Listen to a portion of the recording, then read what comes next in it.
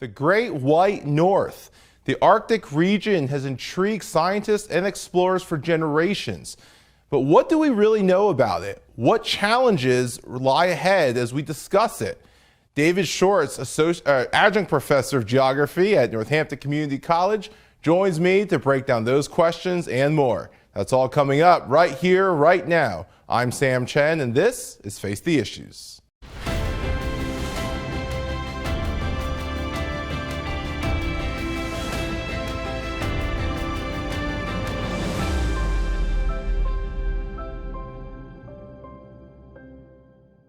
Good evening and welcome to Face the Issues. I'm your host, Sam Chen.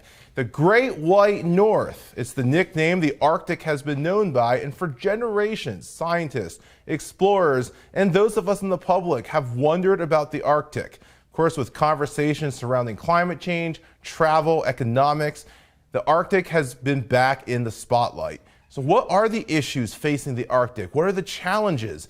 And what's the future? David Schwartz serves as Adjunct Professor of Geography at Northampton Community College right here in the Lehigh Valley, and he joins us tonight to break down those questions. David, welcome to Face the Issues. Thank you for taking the time to be here. And thank you for having me. It is a pleasure. For our viewers' sake, we're colleagues at the college, both serving as adjunct faculty members. And it's been a joy talking with you about these topics. Yeah. And then coming to the realization that this is a conversation that we now need to bring to the wider public. It certainly does. It certainly is. Yeah. So I appreciate you being here. Let's just talk, let's start 30,000 foot level. Okay. And let's really start to talk about this in general terms first. The Arctic, we call it the Great White North. It's been called the Great Unknown. It's been of interest and intrigue for explorers, scientists, fiction authors, the public, movie makers. When we say the Arctic, what are we referring to? That's a great question because there's obviously a technical definition and a much more casual definition. The technical definition is everything north of roughly 66.5 degrees. That is the Arctic Circle. Everything within that is the Arctic. Realistically speaking, nothing is really divided by a boundary, and boundaries are inevitably fuzzy. So if we're talking maritime Arctic, it's the Arctic Ocean, but it's then the waters around Greenland, the waters around Iceland, along the northern coast of Norway, the Bering Sea between Alaska and Russia, and even past the Aleutian Islands to a degree.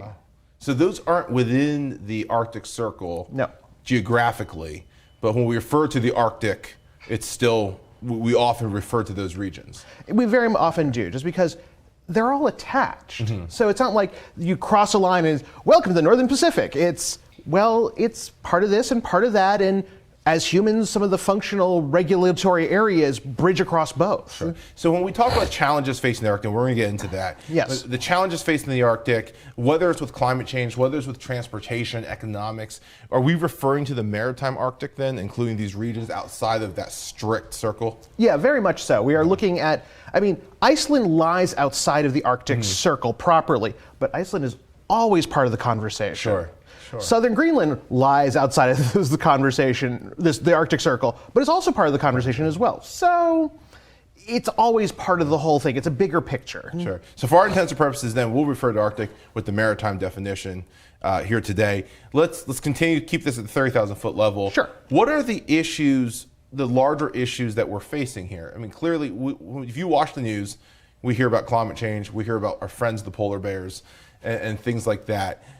But there are more issues than just what meets the eye. Yes. What are the underlying issues that are important that are currently perhaps not being discussed? Well, quite a few. Fundamentally, the issue in play is change. Climate change is changing the region. It is now a more accessible region than before. Ice coating or ice cover on the ocean is both, depending on the year, less extensive, depending on the year, thinner. In fact, the thickness of the ice is actually the more hidden dynamic in regards to extent. Extent can vary quite a bit. Thickness is the key issue in many ways. And because of this, companies, countries, individuals are saying, hey, let's challenge the Northwest Passage and find a way through. Let's go look for oil offshore in the Barents Sea. Let's go look at what's happening on the coast of Greenland. Hey, look, there's minerals we can access there.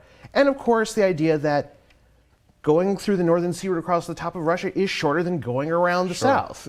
So we're looking at exploration issues, transportation issues. I mean, it's easier to go through the Northwest Passage than through Panama. Yes. We're also looking at territorial issues here, perhaps, between nations and corporations? Yeah, well, I mean, fundamentally, for the longest time, we either could not access the region because we simply had lacked the technology to do so, and even once we did, there wasn't really a great deal of interest in doing so. So everyone was more or less willing to say, let's put a pin in that, we'll get back to it later, maybe some point in time or another we'll do something about it. Suddenly it's now more accessible, so wait, where does this boundary lie? And what are the implications of the boundary lying in one place versus another place? Right. I'm going to get to the question of boundaries here in a moment, but I want to ask, I mean, Northwest Passage throughout the history of exploration was considered a very daunting journey. Is that still the case, or are we looking at something, you said accessibility, there's more accessibility now. Are we still looking at the case that this is daunting, or is the safety of this region that much better now? In many ways it's better, but it's a lot to do with technology, better ice hardening of vessels, stuff like that. At the same time, it's nothing to take lightly. And there are issues in play that make even what the comparatively easier experience traveling it still a daunting experience in its own right. Okay. What are some of those dangers that we have? I mean, obviously the technology today is better than it was 100, 200 years ago. Right. What are some of the challenges that people face as they travel that passage now? Well, certainly. One of them, of course, still is ice. And a vessel that is ice hardened is not like the vessels that we see tying up most often in, let's say, the Port of New York or the Port of LA. These vessels are generally smaller but much heavier duty. So yes, free-floating ice, like the whole thing of you only see 10% of the iceberg above water, 90% is hiding underneath. Well, that 90% will tear your hull out and sink the ship. Okay.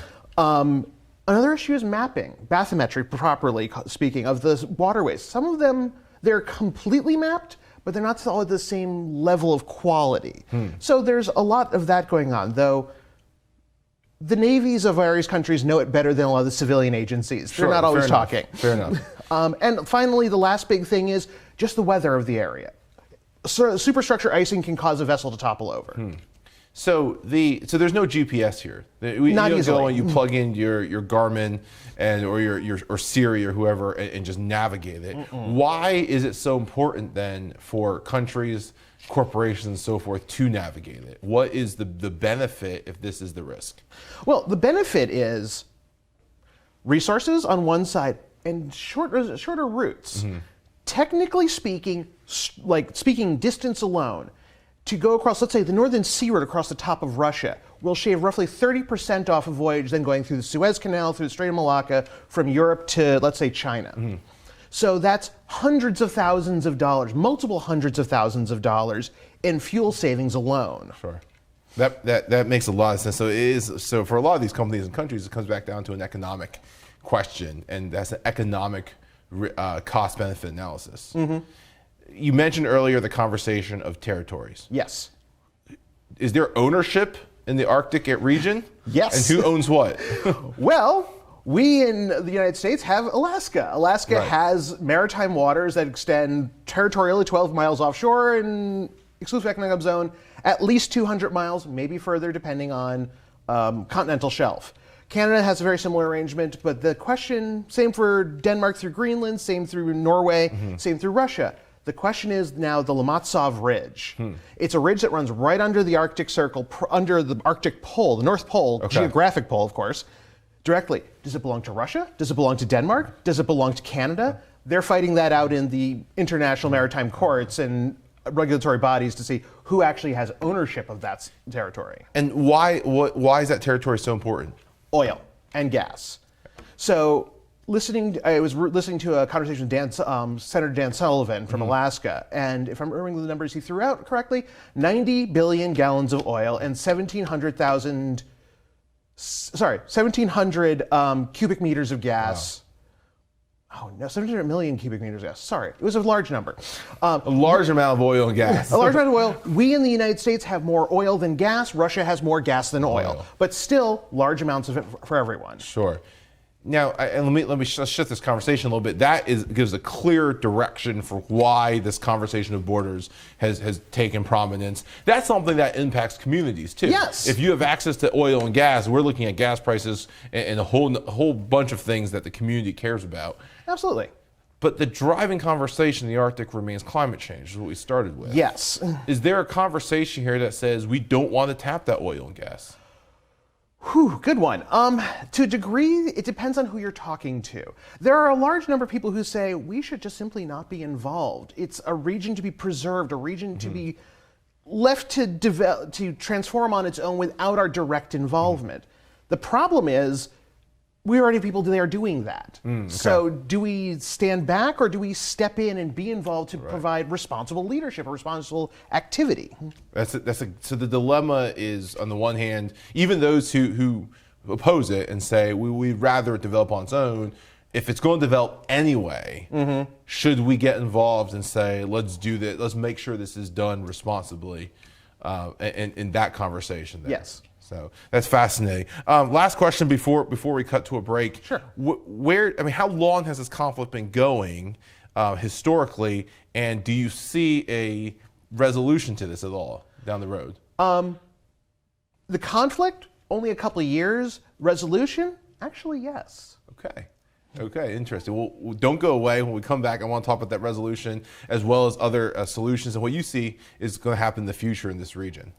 Don't go away. It's a fascinating conversation, and we'll be right back. Welcome back to Face the Issues. David, thank you again for joining us and for being here. Fascinating conversation to start on a topic that it may or may not be on the front pages for us. Right. But is vitally important. Yes. As we move into the second segment, recap for us, why should people care about what's happening in the Arctic? Well, because it's in play. And in many ways, what was seen as sort of distant frontiers, not something that we should concern ourselves about too much unless you're interested in polar explorers and stuff like that, now has become something where large petrochemical companies are going, we could do something here. Countries are going, where are our boundaries so we know how much resources in these areas belong to us and don't belong to us? And how do these places go forward peacefully? Yeah. And how does this impact an everyday community in the United States or elsewhere around the world? Well, I mean, you actually pointed this out a little bit in the first segment, which was oil prices, gas prices, increased access there will help keep prices stable, for better or worse. The other side is a lot of the marine traffic in the area there right now is tankers moving oil and gas and bulk carriers moving heavy, like mined ore. If we start to see container ships going through regularly, we've seen some test runs, that will change goods prices for everyday consumers. So this is, and again, I love the way you're framing this, because this is something that your average Joe, and apologies to anyone named Joe, but your average Joe says, hey, the Arctic, great, fun, it's cold, doesn't really affect me. And what you're saying is actually it does. And that conversation over territory and the conversation over passage and the conversation over research and extraction and all of these conversations actually does have an impact on the community in Bethlehem, Pennsylvania, or in State College, or Austin, Texas, or anywhere else in the United States. Absolutely. I mean, and to take this to a slightly dark place, if some of these sovereignty issues do sort out for the worse, at some point in time, it might mean sending our children to the Great White North to fight and die for principles, rights, and freedoms. Sure, and it's something that we don't necessarily always think about. But again, if the wrong country gets sovereignty, expands their control of a part of the world, there's that as we know from history down the road, that this could become a point of conflict. Exactly. Let's turn to the conversation on solutions. The challenges there are many. You said the end of the first segment, you're optimistic about solutions. Why the optimism? What are you looking at? Well, what I'm looking at is the fact that, let's be honest, we haven't had a serious border dispute in the region. Yes, Russia is militarizing their north. We can't argue with that.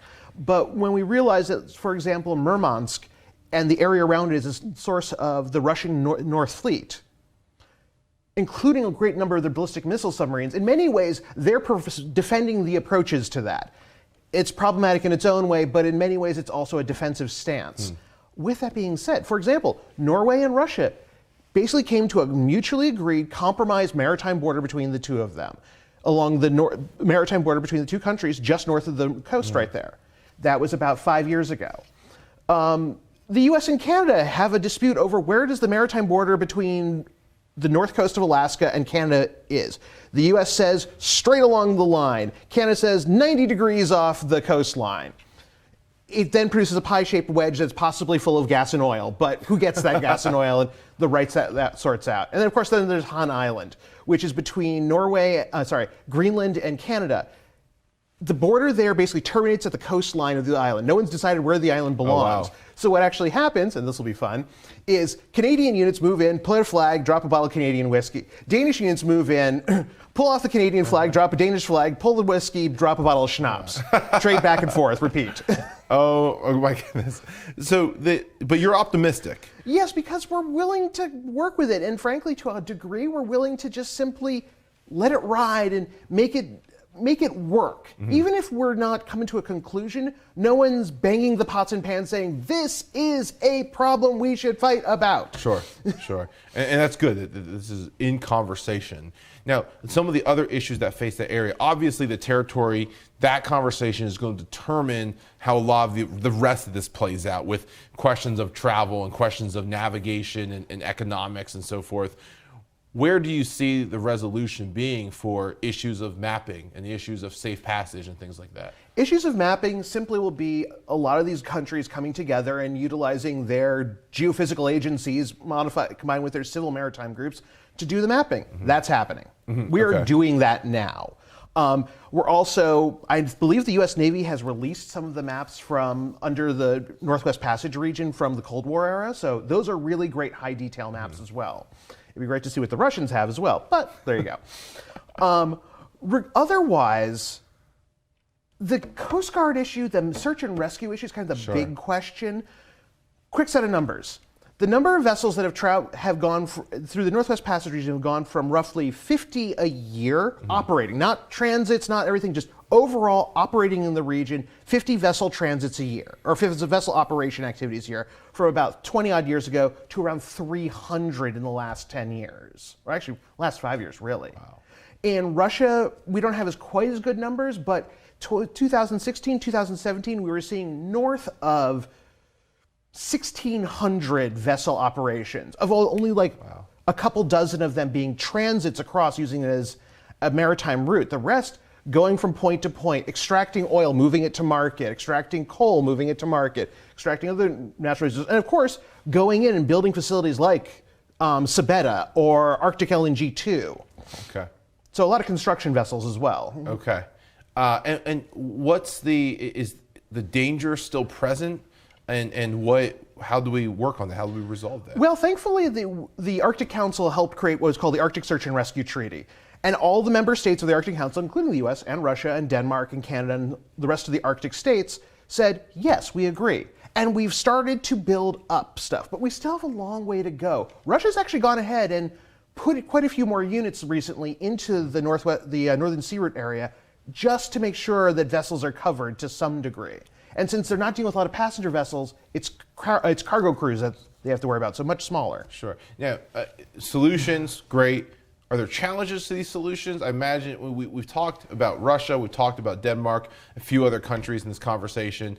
Obviously, the political ramifications come to mind, right? Yes. The United States has always been in some tension with Russia in some way, shape, or form.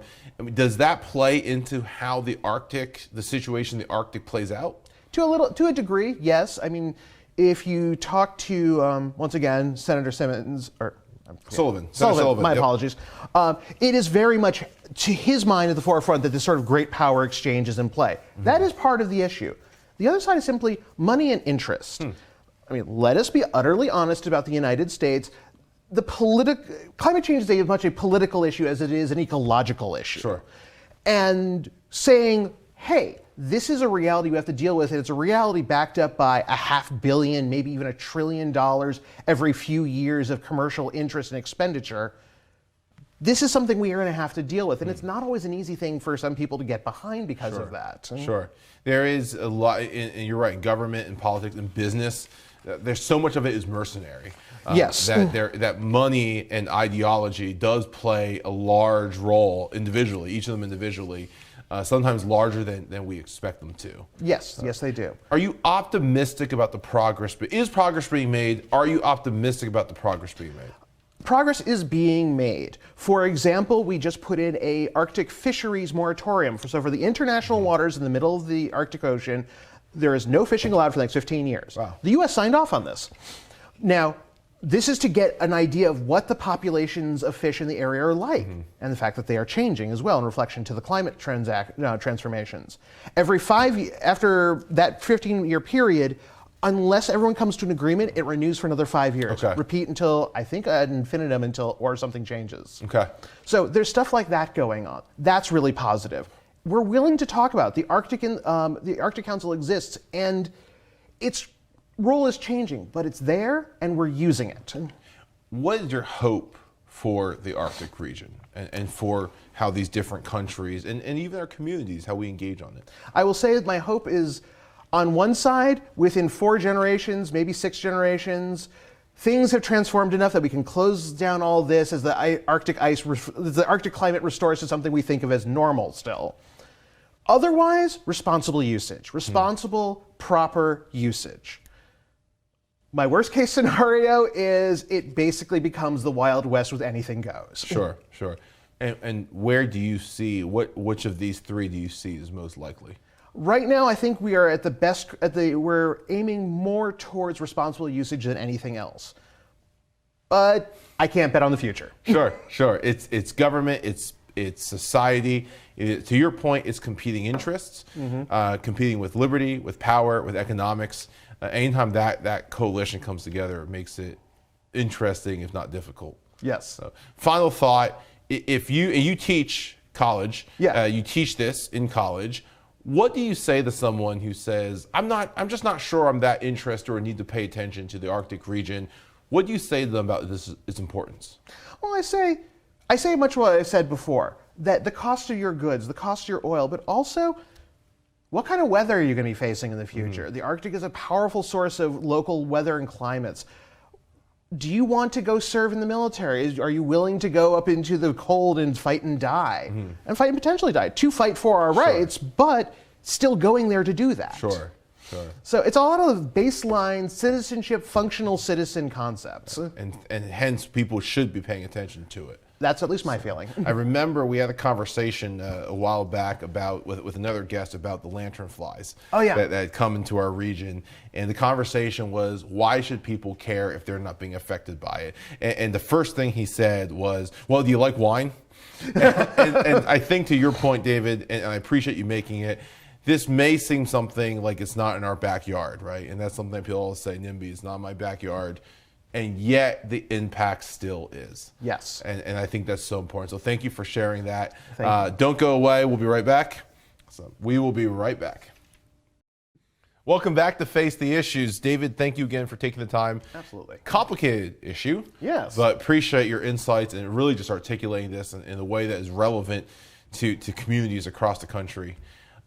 In our show, we like to close by getting to know our guests a little bit better, humanizing them, if you will. You, oddly, this is not the first time you've been involved with TV. Not the slightest. You have a bit of a career in theater.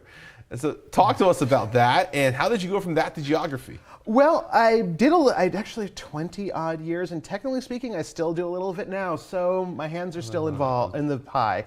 I got into it through high school and then decided, hey, this would be a great idea to do as a career, and then proceeded to spend the next 20 years being kind of hungry. And but such is life. But it's fun. It's interesting. I've gotten a chance to do concerts, live events of all sorts, but also a good chunk of television. I got to do a couple seasons of the Marie Osmond Show as just sort of a casual over-hire grip.